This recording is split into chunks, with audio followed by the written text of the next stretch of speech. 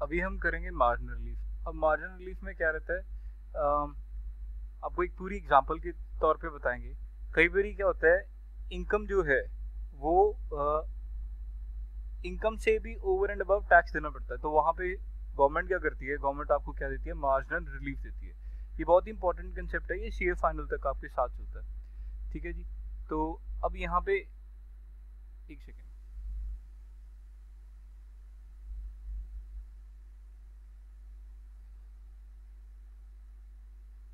Marginal relief की बात करें तो इसकी मैं सबसे पहले डेफिनेशन या एक एग्जांपल ही जो है वो ही करवाता हूँ, जिससे आपको समझ में आ जाएगा। फॉर एग्जांपल, ये बंदा कहता है कि आपकी इनकम जो है वो 51 लाख है। तो 51 लाख की जो इनकम है, 1 2 3 4 5, ये देखो 51 लाख की इनकम है, इसको टैक्स स्लैब रेट के हिसाब से कैसे चलेंगे। मान लो वो इंडिविजुअल है, सीनियर सिटीजन नहीं है ना वो सुपर सीनियर सिटीजन है। 0 to 2.5 लाख, ये कितना हो जाएगा, निल। 2.5 लाख से लेके 5 लाख रुपए तक कितना हो जाएगा, 12,500 एट द रेट ऑफ 5%।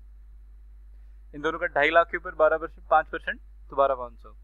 फिर 5 लाख से लेके 10 लाख रुपए तक, ये सीधा सीधा 20% के हिसाब से अगर लगाएंगे तो कितना बनता है, 1 लाख। ठीक हो गया जी। अब ये अगर 1 लाख रुपए बनता है तो अब 10 अबव 10 लाख, यानी कि 10 लाख 1 रुपए से 51 लाख, ये कितना बन गया,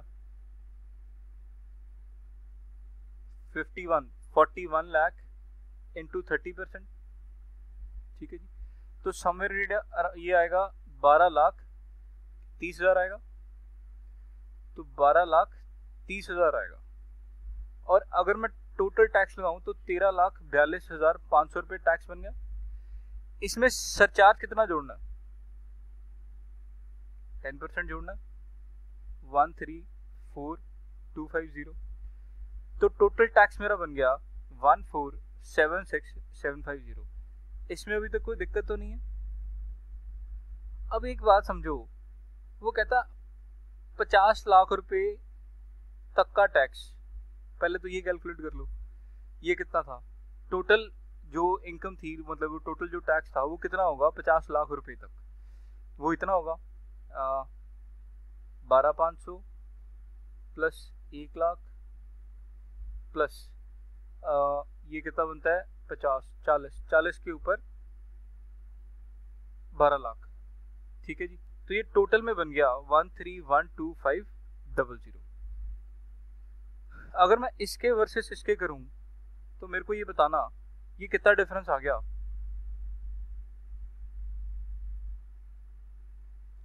ये आप क्या आ गया, 13,425,000 माइनस 13,125,000।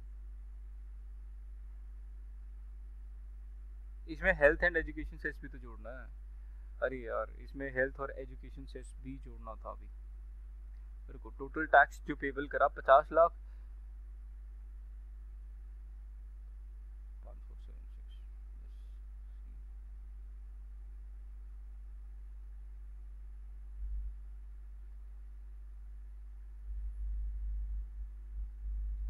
अब इसमें एक और बात करते हैं, ये देखो, ये यहाँ तक इसको समझो, इसको मैं एक बारी के लिए इरेज कर देता हूँ।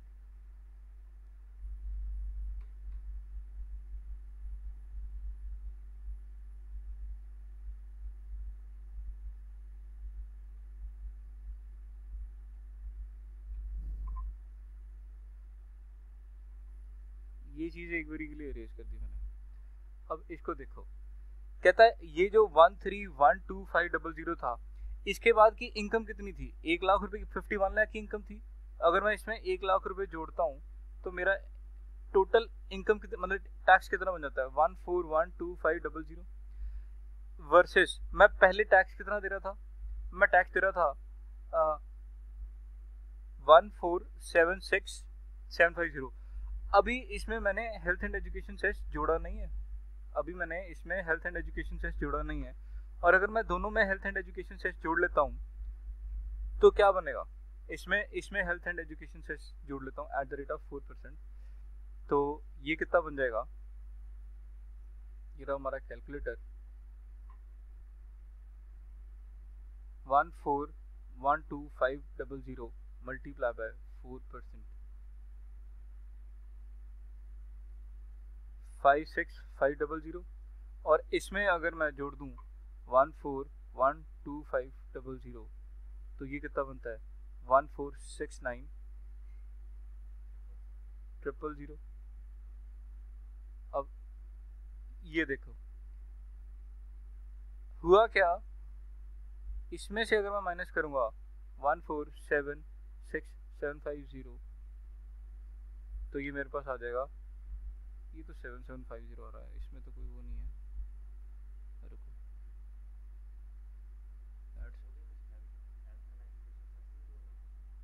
जोड़ना मैं तुम्हें बताता हूँ, इसका भी एक फंड है। ये 1 मिनट रुको।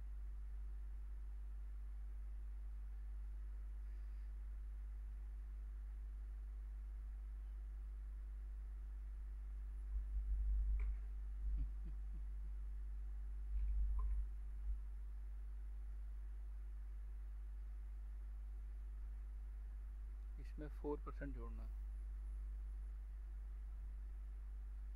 1476750 प्लस 4%, 1535820 माइनस 1469000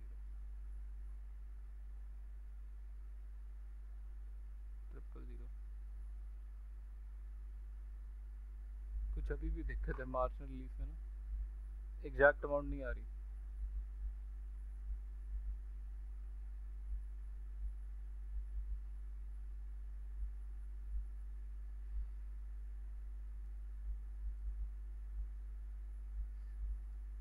इनका देख लेते हैं करना क्या चाहते हैं।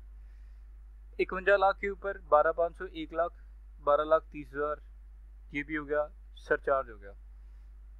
तो जब सरचार्ज जोड़ा तो ये आ गया 276, ठीक है, ये आ गया। अब पहले हमने 50 लाख के ऊपर देना है, 50 लाख रुपए के ऊपर 12 lakh plus 1 lakh plus 12 lakh, total income less 50 lakh, 142500।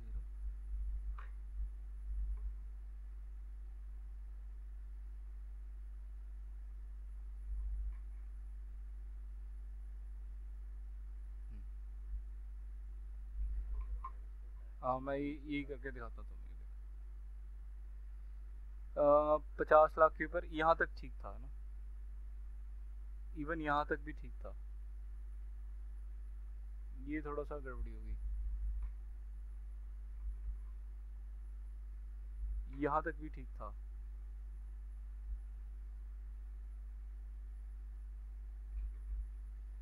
अब जो मार्जिनल लीफ कैलकुलेट करना था ना, वो जो मार्जिनल लीफ कैलकुलेट करना था, एक ये फिगर आनी थी, मैं इसको दूसरा कलर देता हूँ, हाईलाइटर कर देते हैं। एक फिगर आनी थी ये वाली, ठीक है जी, और दूसरी फिगर आनी थी ये वाली, D1412500, ये वाली। अब जो इन दोनों का डिफरेंस है, 1476750 माइनस 1412500, ये कितना बनता है 64250। वो क्या कहना चाह रहे हैं, ये आपको मार्जिनल लीफ दे देंगे, 1 लाख रुपए की फालतू इनकम में से 64250 आपको माइनस कर देंगे, बाकी का बचा हुआ क्या, इसको कैलकुलेट करना पड़ेगा।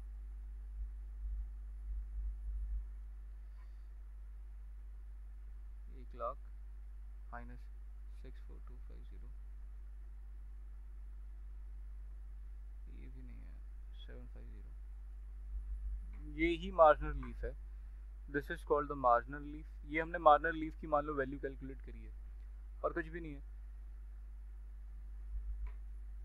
तो मैं इसको एक बार दोबारा से बताता हूँ, तो मैं सारी चीजों को दोबारा से बताता हूँ।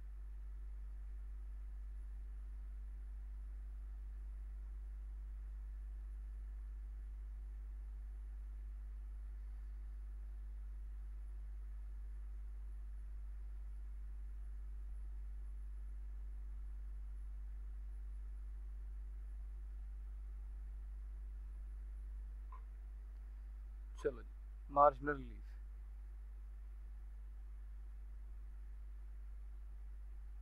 वो कहता कि मान लो कि आपकी इनकम जो है वो 51 लाख है। इसको नॉर्मल अगर इनकम कैलकुलेट करने लगोगे तो सबसे पहले 0 to 2.5 लाख, ये कितने हो जाएगी 12,500, सॉरी निल, ये निल है। 2.5 लाख से 5 लाख रुपए तक 12,500, 5 लाख रुपए से 10 लाख रुपए तक 1 लाख, इसमें कोई दिक्कत परेशानी। 10 लाख एंड अबव यानी कि 51 लाख तक हमने कितना कैलकुलेट करना, 51 लाख 41 लाख इंटू 30% के हिसाब से 12,30,000। तो ये टोटल कितना बन गया 13,425,000। अब ये सरचार्ज कितना डालना है एट द रेट ऑफ 10%, 13,425,000 ये बन गया 14,76,250। ठीक है जी। अब हमारा 750 लगा लो। अब हमारा मार्जिनल रिलीफ वाला कंसेप्ट यहां से शुरू होता है। कहता आपको अब कैलकुलेट क्या करना है। आपको पता है ये हम 10% सरचार्ज जो लगा रहे हैं, ये सरचार्ज क्यों लग रहा है?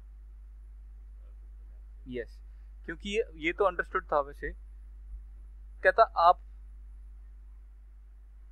जो सरचार्ज है वो कहां से लगना शुरू होगा, अबव 50 लाख। अब मैं मान लो कि 50 लाख तक टैक्स कैलकुलेट करता हूं, टैक्स टिल 50 लाख, तो मेरी टैक्स की अमाउंट कितनी बनती है, टैक्स लायबिलिटी बनती है 12,500 में 1 लाख जोड़ दिया और इसमें से 50 लाख माइनस 10 लाख, 40 लाख के ऊपर 30%, तो ये कितना बन गया 40, 12 लाख। ठीक है जी। तो मेरा टोटल अब जो टैक्स बन गया वो ये बन गया 13,12,500। ठीक हो गया जी। अब इसमें से मेरी एक्स्ट्रा इनकम कितनी है, मेरी इसमें से एक्स्ट्रा इनकम कितनी है, 50 लाख के ऊपर की इनकम कितनी है, वो है 1 लाख ऊपर है मेरी। इसमें अगर मैं एक्स्ट्रा या इनकम अबव 50 लाख अगर करता हूं प्लस इनकम अबव 50 लाख, तो ये कितनी हमारी 1 लाख रुपए है। तो ये कितना आ जाएगा 14,12,500। ठीक है जी। अब मैं ये अमाउंट, ये वाली अमाउंट वर्सेस ऊपर वाली अमाउंट कर दूं माइनस 14,76,750, तो मेरे पास जो रिलीफ कितना बच जाएगा 64,250। तो आप ये समझ पा रहे हो कि कहता मैंने सीधा ही 1 लाख रुपए की इनकम जब मैंने जोड़ दी तो मेरी टैक्स लायबिलिटी 14,12,500 रुपए बनती है। बट अगर मैं नॉर्मल सरचार्ज लगा के जोड़ता हूं तो मेरी जो इनकम के ऊपर टैक्स है वो टैक्स लायबिलिटी ज्यादा बन रही है, यानी कि मैं जितना कमा रहा हूँ उससे ज्यादा पे कर रहा हूँ। 1 लाख रुपए जो फालतू कमा रहा हूँ उससे ज्यादा पे कर रहा हूँ। तो मेरे को सरकार क्या देती है कि आप इतना टैक्स भी पे कर सकते हो, इतना टैक्स भी पे कर सकते हो, बट इसके ऊपर education and higher education cess देना होगा 4%, पर वो तो उसके ऊपर भी देना। ठीक है जी। तो 142500 प्लस ये जो 4% है ये देके 16,900 इतना आप पे करेंगे। तो मार्जिनल रिलीफ का कंसेप्ट समझना। शायद यहाँ पे एक और एग्जांपल भी है। एज 51 है यानी कि नॉर्मली है। इनकम जो है यहाँ पे नेक्स्ट क्वेश्चन जो सॉल्व करेंगे, इनकम जो है वो 1 करोड़ 1 लाख रुपए की है। कोई दिक्कत परेशानी? 1 करोड़ 1 लाख की। तो हम टैक्स स्लैब के अकॉर्डिंगली टैक्स कैलकुलेट करते हैं। टैक्स लायबिलिटी हम कैलकुलेट जब करेंगे तो मेरी 2.5 लाख अप टू 2.5 लाख निल है। 2.5 लाख से लेके 5 लाख रुपए तक 12,500 है। 5 लाख से लेके 10 लाख रुपए तक 1 लाख रुपए है। 10 लाख से लेके 1 करोड़ 1 लाख के ऊपर कितनी इनकम बनती है? 91 लाख। 91 के ऊपर 30%, 27 लाख 30,000। टोटल मेरी टैक्स लायबिलिटी बन गई 28 लाख 42,500 रुपए। ठीक हो गया। इसमें मैं सरचार्ज अगर जोड़ता हूं एट द रेट ऑफ, अब सरचार्ज 1 करोड़ से ऊपर कितने परसेंट है? 15% है, ये याद रखना। 426,375 326,875 इतनी मेरी टैक्स लायबिलिटी है।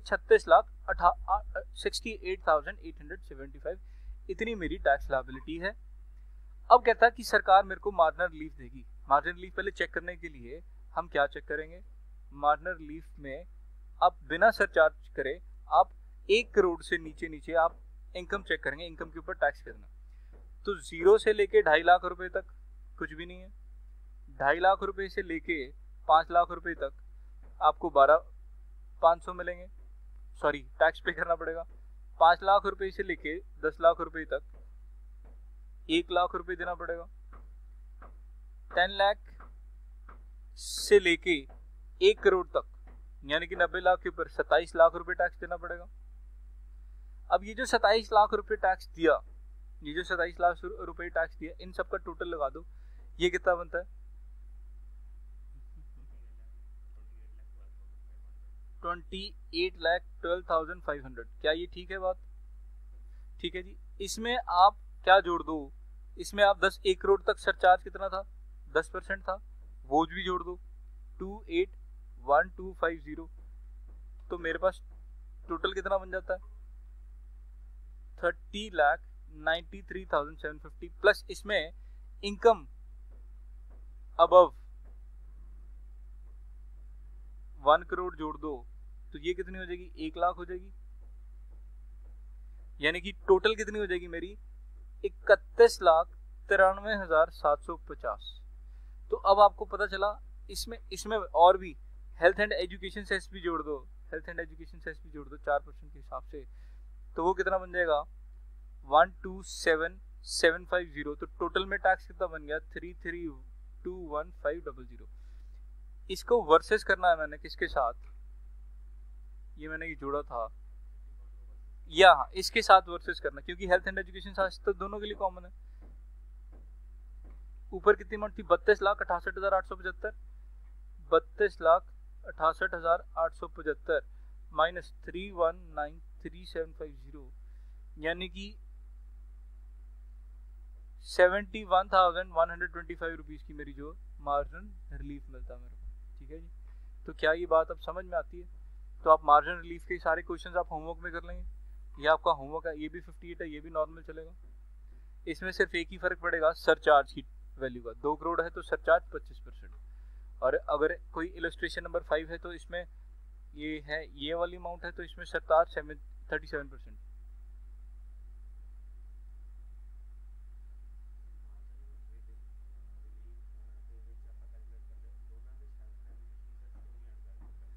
वो हेल्थ एंड एजुकेशन से उसने फाइनल इनकम टैक्स लायबिलिटी के लिए यहाँ पे, मान लो मैं यहाँ पे नहीं भी करता, छोड़ दिया मैंने यहाँ पे, तब उस पे ऊपर भी तो हेल्थ एंड एजुकेशन सेस देना ही पड़ेगा ना। वो रिलीफ सिर्फ इस अमाउंट के ऊपर देता है, कहते हैं हेल्थ एंड एजुकेशन सेस तो दोनों में ही कॉमन है। अगर इसमें लगाऊंगा तो डेफिनेटली कम बनेगा, उसमें लगाऊंगा तो डेफिनेटली उसमें ज्यादा बनेगा। तो आप इसमें पहले मार्जिनल रिलीफ ले लो और इसके ऊपर आप 4% दे दो। ठीक है जी।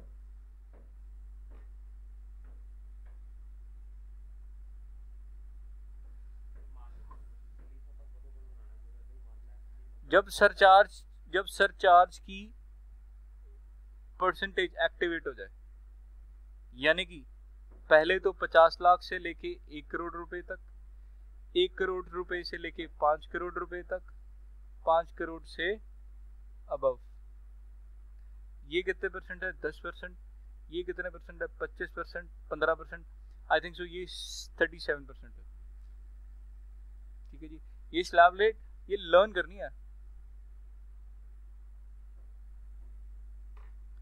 अगर हम यहाँ पे देखें तो ये 5 करोड़ ही है, 1 2 3 4 5 6 7, 5 करोड़ से ऊपर 37। और अगर 5 करोड़ से नीचे देखें, ये 2 करोड़ का था तो 2 करोड़ के ऊपर 25%। ठीक है जी। तो हमने भी यही लिखा, यहाँ पे 15 नहीं है 25 है, ठीक है।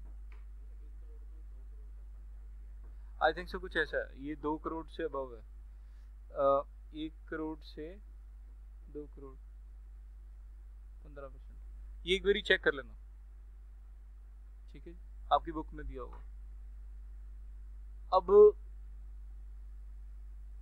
रह कितना गया, बस ये थोड़ा सा ही, आई थिंक सो, हाँ ये दिया हुआ स्लैब रेट, ये टेढ़े दिए हुए 50 लाख रुपए तक कुछ भी नहीं है, 50 लाख से 1 करोड़ तक सरचार्ज जो है 10% है, 1 करोड़ से 2 करोड़ तक 15% है, ये बिल्कुल ठीक है, और 2 करोड़ से 5 करोड़ तक 25% है, 5 करोड़ से ऊपर है तो 37% है। ये इंडिविजुअल HUF AOP BOI के लिए।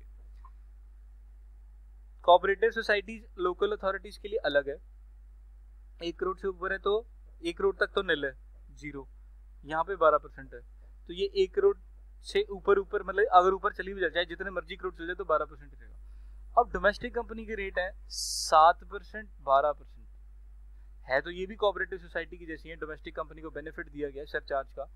अब जो फॉरेन कंपनी है उसको और बेनिफिट दिया, 1 करोड़ से ऊपर तो कुछ भी नहीं है, 1 करोड़ से 10 करोड़ तक 2% और 10 करोड़ से ऊपर 5%, ठीक है जी। तो सबसे ज्यादा मार्क किसको पड़ती है, इंडिविजुअल HUF BOI AOP, ठीक है जी।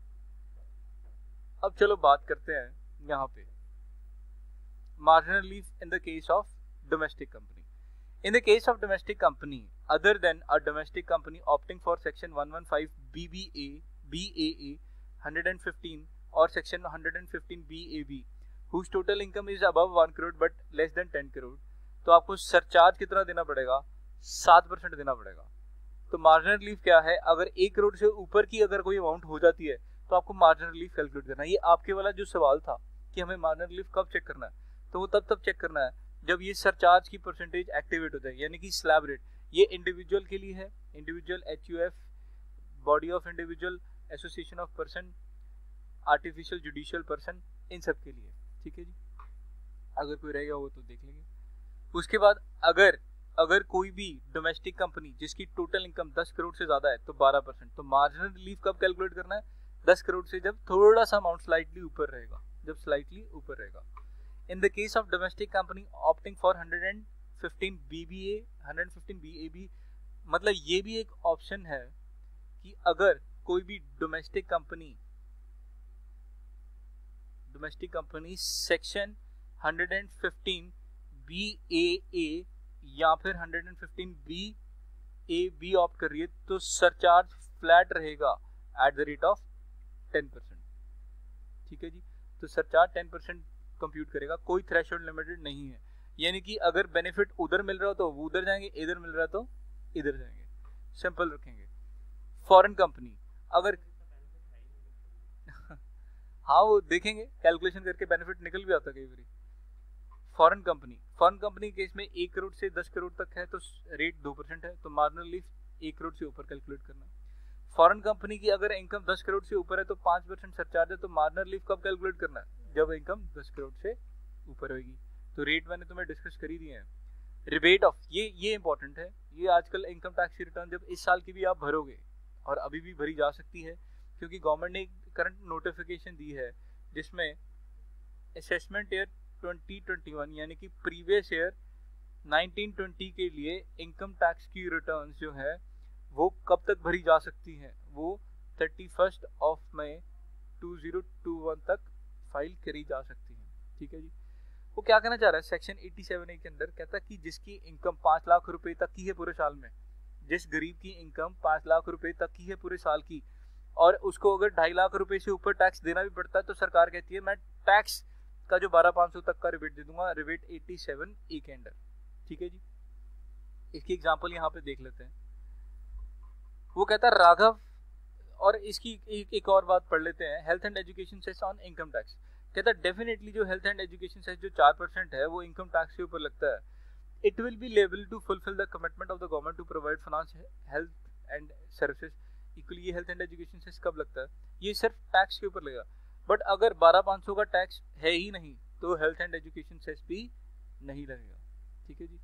मान लो एक बंदे की इनकम जो थी 4,40,000 थी, तो एक बात पक्की है कि ये 5 लाख रुपए से नीचे है, बट 2.5 लाख रुपए से ऊपर है। 2.5 लाख रुपए से लेके 4,40,000 तक डिफरेंस कितना हो गया? ये समवेयर अराउंड होगी आपकी इनकम 1,90,000 की होगी। इसके ऊपर टैक्स कितना बनता है? 5% के हिसाब से ये बन जाएगा 9,500 बन जाएगा। बट आपको मैक्सिमम रिबेट कितनी मिलेगी? 12,500 रुपए तक की रिबेट मिल जाएगी। तो 9,500 को यूज कर लो तो आपका टैक्स लायबिलिटी निल हो जाएगी। बट इसी के साथ एक और बात बताता हूं कि अगर किसी की इनकम 5 लाख रुपए से ऊपर 1 रुपया भी होगी तो उसको सारा का सारा 12,500 जमा कराना पड़ेगा।